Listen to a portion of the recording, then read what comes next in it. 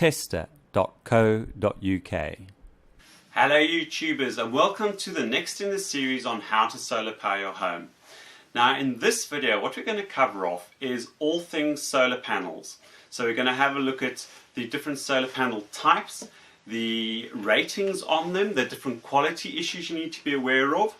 Should I go for an amorphous solar panel or a monocrystalline or polycrystalline? We're going to cover all of that off, and then to end off I'm going to talk about solar power installers and what you should be aware of in choosing a solar panel installer.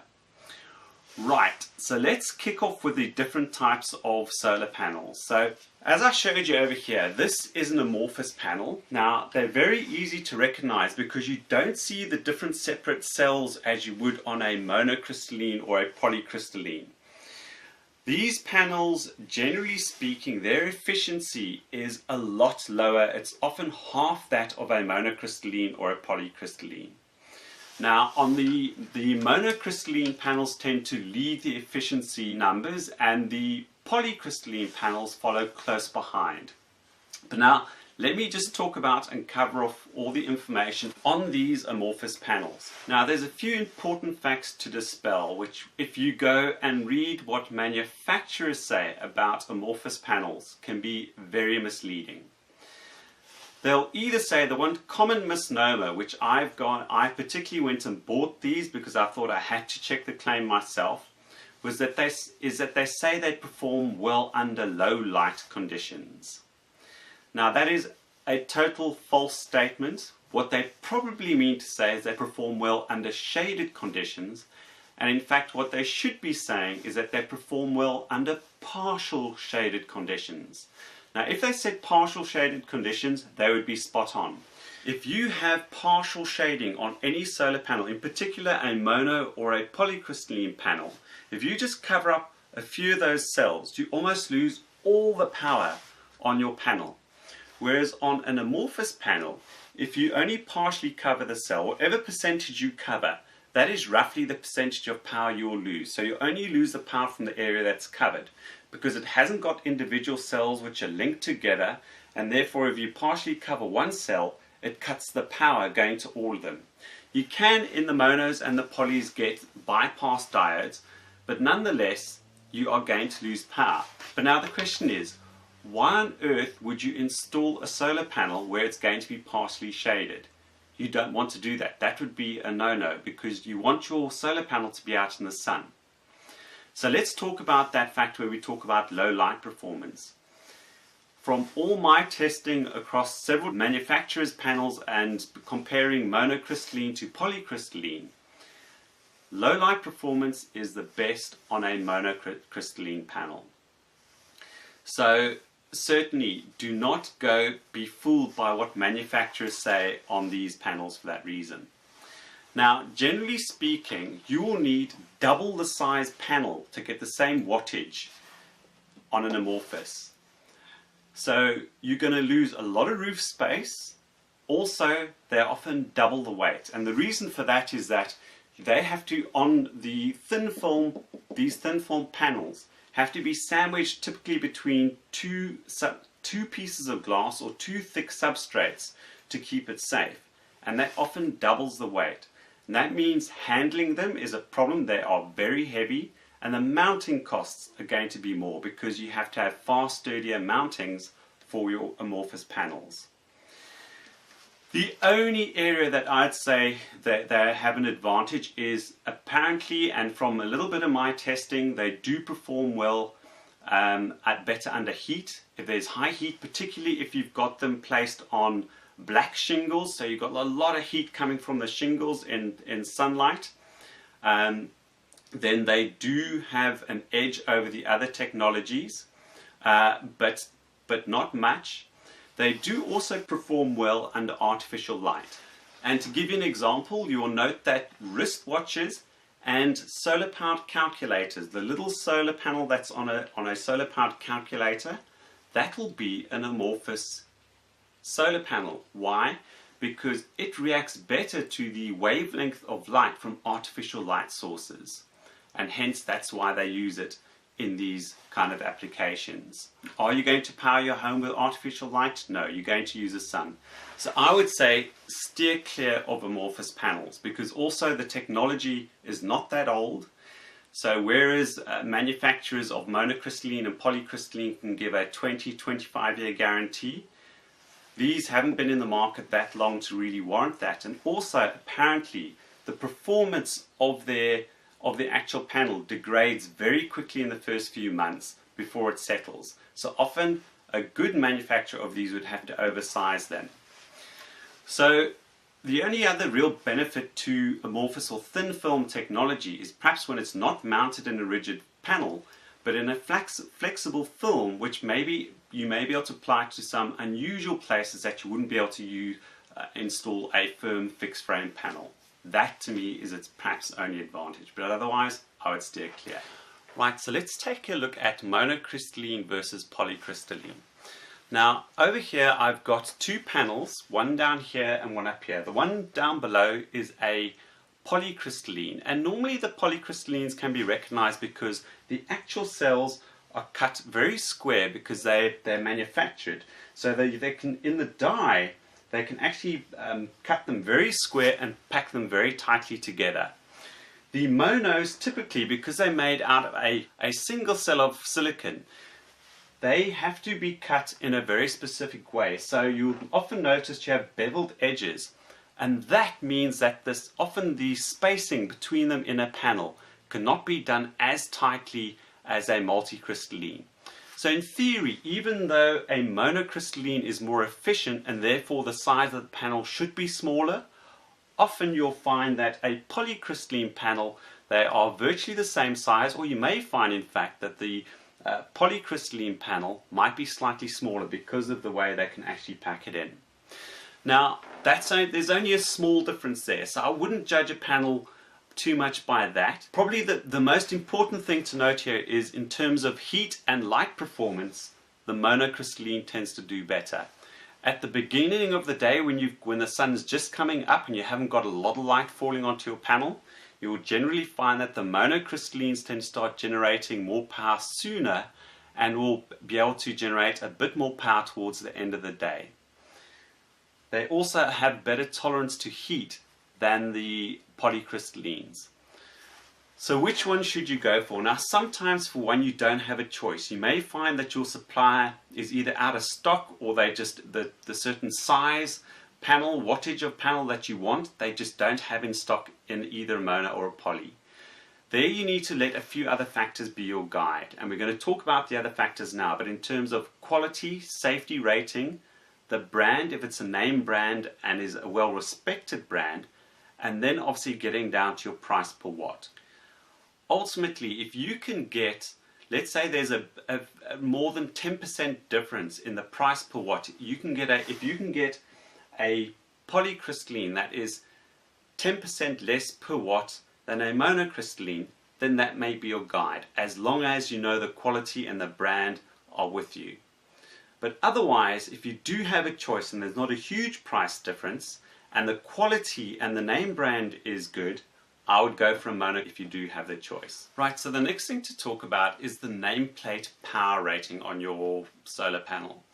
Now obviously at the moment the majority of solar panels are produce DC current. Soon there are going to be solar panels which have many inverters built into them, and they'll produce AC current, and that is something I'll look at in the future. But on that nameplate, let's say you go and purchase a solar panel that says it is rated for 250 watts. That, generally speaking, is an STC rating, a standard test conditions rating. Now you may also come across another rating called PTC, which is more PV testing conditions. Now the PTC testing is done under more real-world conditions. The standard test conditions are done under very artificial environment where the rating, they flash it with a light under a relatively low ambient temperature. So it doesn't give a real-world power rating. Whereas the PTC, it is done under more real-world testing conditions, but it's still not true real-world conditions. So don't expect to exactly get that rating out of your panel.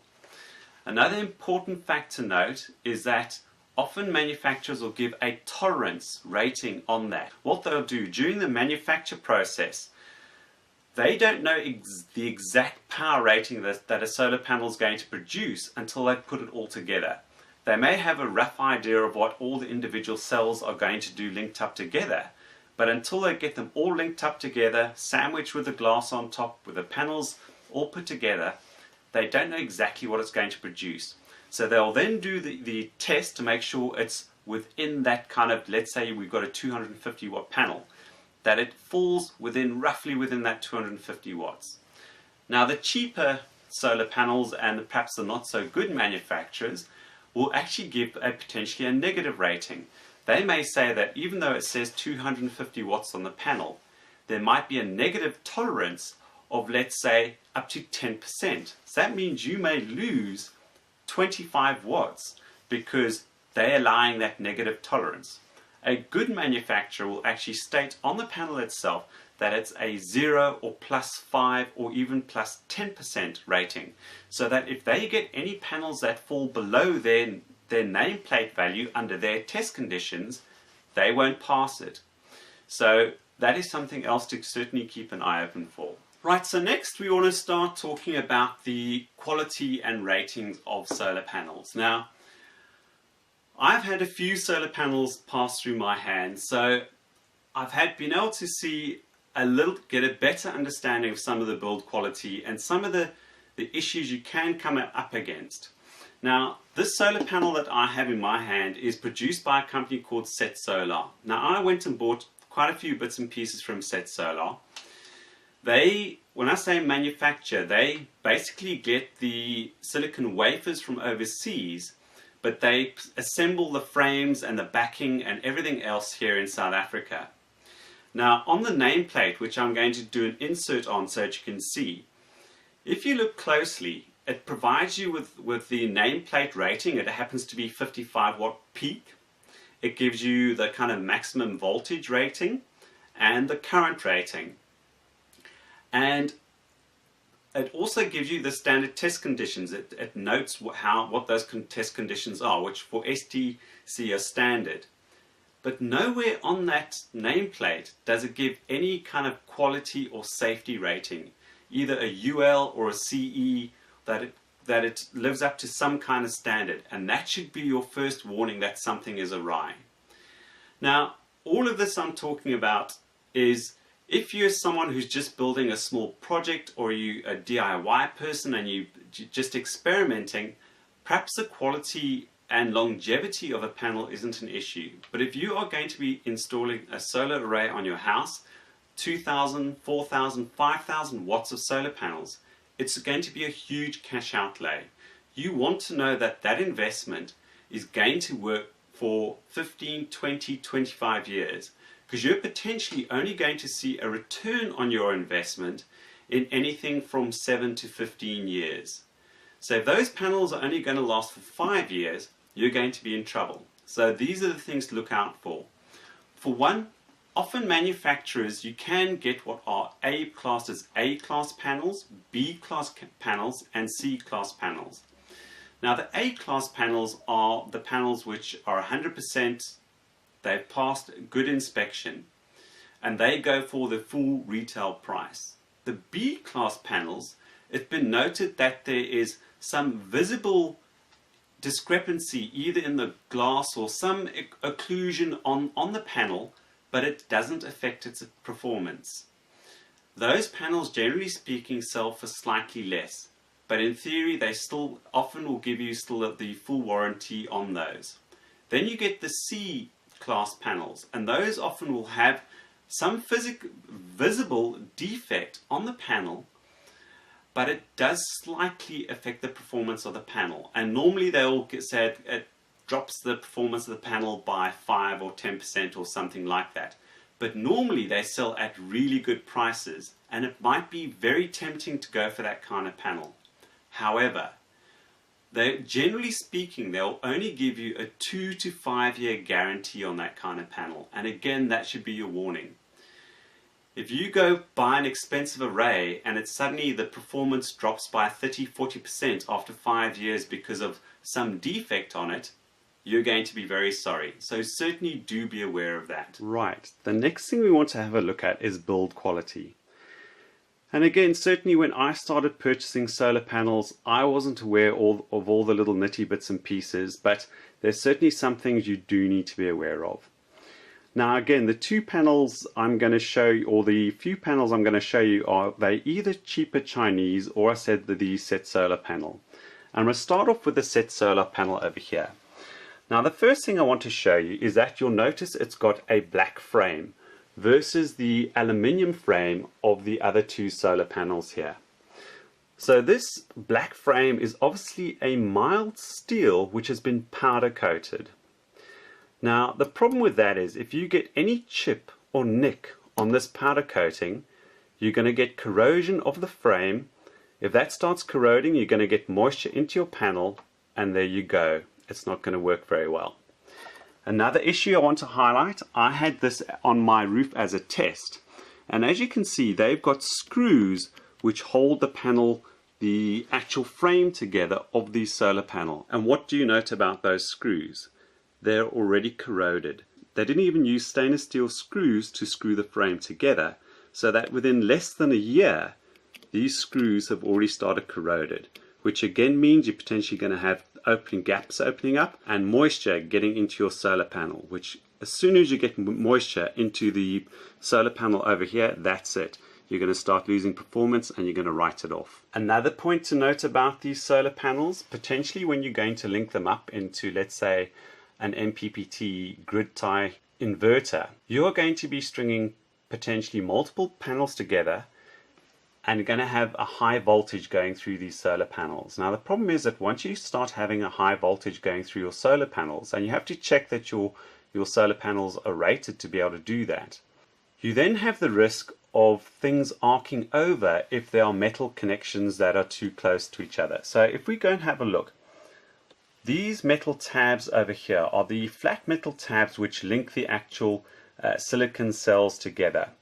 So they run as ribbons right through the solar panel, linking all the cells together.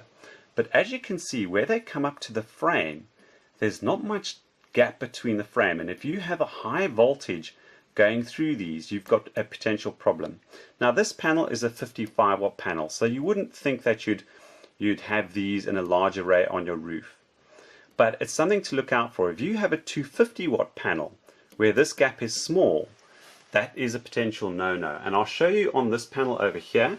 This is a bigger panel, and as you can see, right, the gap, there's not much gap between the actual frame and that tab itself. What you want to be looking for is more like on this solar panel over here, where you've got a little bit of a margin so that if you do have any high voltages flowing through your panel, there's no risk of arc over and thus the panel not performing as it should. Right, and then probably a last but also very important thing to note about solar panels and what some manufacturers do. If you can see this solar panel at the back here, and you see the solar panel sitting in front of it over here. Now these are both 55 watt panels. The one is obviously polycrystalline and the other one is mono. Now as I said, obviously there is an efficiency difference. And potentially if you have two 55 watt panels, one being mono, one being poly, the mono might be slightly bigger because of obviously the die for the silicon can't be cut as tightly. But as you can see, there's a big difference between the two. One would almost expect that panel behind to be at least a 60 watt, but it's not. It's 55, and so is this one. So why is there a difference in the physical size? Now, as it turns out, and I discovered this by mistake because I was concerned about the performance of this 55 watt panel from Set Solar. When you go and look at their spec sheets for a 45 watt, a 50 watt, and a 55 watt panel, the physical dimensions of the panels were all the same. But how can that be? Well, remember I told you about that testing, that standard testing, and basically that some manufacturers will have a tolerance. Well, what Set Solar do is they are manufacturing in the hopes that the panel of a certain physical size and with the number of cells is going to produce 55 watts. But when they do their testing, if that falls short of that 55 watts, all they do is see what it produced, and as long as, let's say, it's around 50 watts, they'll then just put a name sticker on it of 50 watts. And if it falls below the 50 watts, what they'll do is take that same physical frame, but just put a 45 watt sticker on it. So you may think that obviously you may have a rough idea of the size, the area that you're going to use with, let's say, 250 watt panels. But if a manufacturer is playing that game of, let's say, an underperforming panel, he merely puts another wattage rating on it, but yet it's the same physical size as a 250 watt, that may catch you in terms of the size on your roof.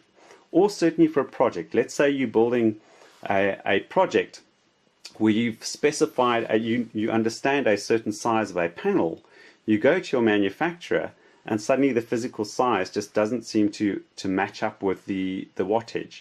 So that's certainly something to be wary of. I certainly think it's a very bad practice by manufacturers. They should at least highlight that when you're purchasing from them. Right, so another question that people ask, what about DIY or solar panels that you produce yourself? Because there are lots of adverts on the internet and on YouTube touting these books that give you guidelines on how to produce your own solar panels for ridiculously cheap costs. Now, hopefully, now that you've seen some of the pitfalls with solar panels that are produced by so-called actual manufacturers who have the proper equipment and skills, you can see what can go wrong. For one, I would say, if you are a DIY person who just wants to do this for fun, for a small little project, go ahead and do it. If you are planning to produce little solar panels to power your home or your RV or something relatively critical where you want longevity, I'd say beware of the following. For one, you need to find good quality silicon wafers. Two, you need the skills to be able to connect and solder up with that flat tape all those little silicon wafers together. And then three, there's the expense of the aluminium frames, the C-section frame around the side. And if your solar panel is going to perform properly, you need very expensive glass, tempered glass that goes in the front. And it's not just tempered glass, it has to be non-reflective glass, or otherwise it's going to reflect a lot of the light and reduce the performance of the solar panel. Now, if you haven't done this before, it takes time and there's going to be a fair amount of wastage just learning how to get one or two right. And if you go and see YouTube, there are loads of people who talk about, yes, they did it thinking it would save them money, and often you'll note in the video it says failed. That there are some honest people who go through the difficulties and the failures. If you manage to come across someone who's managed to produce these panels that cost significantly less than a manufacturer produces them, and he's had them installed for 2 to 5 years and they're still doing well and moisture hasn't got into them, then go and follow that. But I'd say for the most part you're taking a risk, and I'd still go out and look for a good manufacturer who produces a good quality panel. Right, so before we talk about the installers, just to summarize up about these solar panels. There's obviously a lot of information to take in there, and it's perhaps not going to be easy for you to go and check all those things if you're the end user trying to purchase solar panels for your house. So the best thing I can advise is to go and do whatever solar panel you choose. Is it a name brand which has been around for at least 10, 15 years? Google it. Google the actual model of the solar panel that you're considering to install. Find out if other people have bad things to say about it. Find out if it has been used in relatively big projects.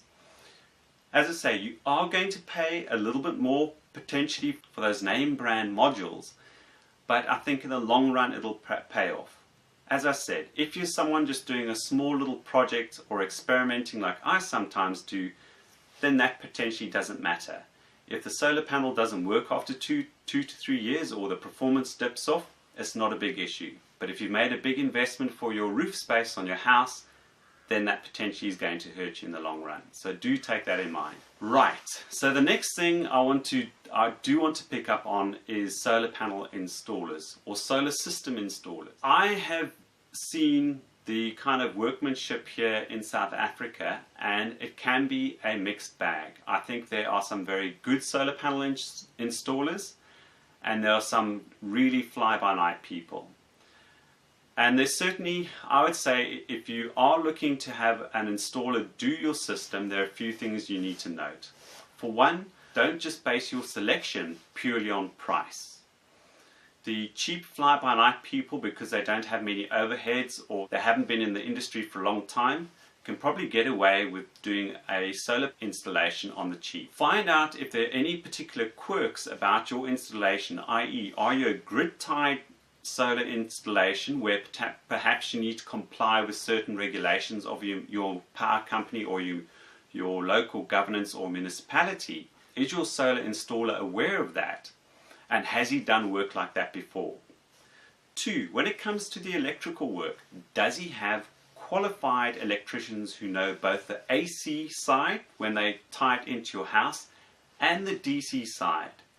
Do they know how to run and size DC cables properly? Do they know how to install a battery bank properly and size the cables and connect the battery bank up so it works efficiently? If they don't, you can potentially have certain batteries or cells in your battery bank not being utilized properly, and your battery bank could be written off in a far shorter space of time, and that could be a huge investment. Once you think you found the right installer, ask him for at least 3 references. Say, I would like to go and see someone that you've installed within the last 6 months, and you need to be able to call and speak to that person and ask them whether they've been happy and whether their solar power installation is working fine. Ideally, it'd be nice to be able to go and see the installation yourself, but they might not be nearby. You then would like to see a solar power system that was at least a year or 2 old, and then I'd say you'd want an installation that's at least 3 to 5 years old. You want to go phone someone who's had their installation done 3 to 5 years previously and know it's still performing correctly, that they've been able to get backup support if required from that installer. There are many folk who haven't been in the industry that long, and fair enough, people have to cut their teeth and learn along the way. But ideally, you don't want a new installer coming and cutting their teeth and learning what to do on your installation. You may choose the right equipment, the right inverters, the right batteries, the right solar panels, and if the person installing doesn't install them properly, for one, it won't perform correctly, and 2, it won't last long. So certainly do be aware of that and pick and choose very carefully. Anyway, I thank you very much for watching this video. I hope it's been of value. I'm soon going to be flying off to the States, and I'll be able to get my hands on a lot more equipment, and there we'll talk about the grid-tied solutions, and I'll be looking at the mini inverters that you can stick on the back of solar panels, and the so-called AC solar panels, the plug-and-play solar panels. So certainly do subscribe if you haven't yet subscribed, and do give it a thumbs up if you do enjoy the content. Thanks very much, and I'll catch you soon for the next video. Cheers. Tester.co.uk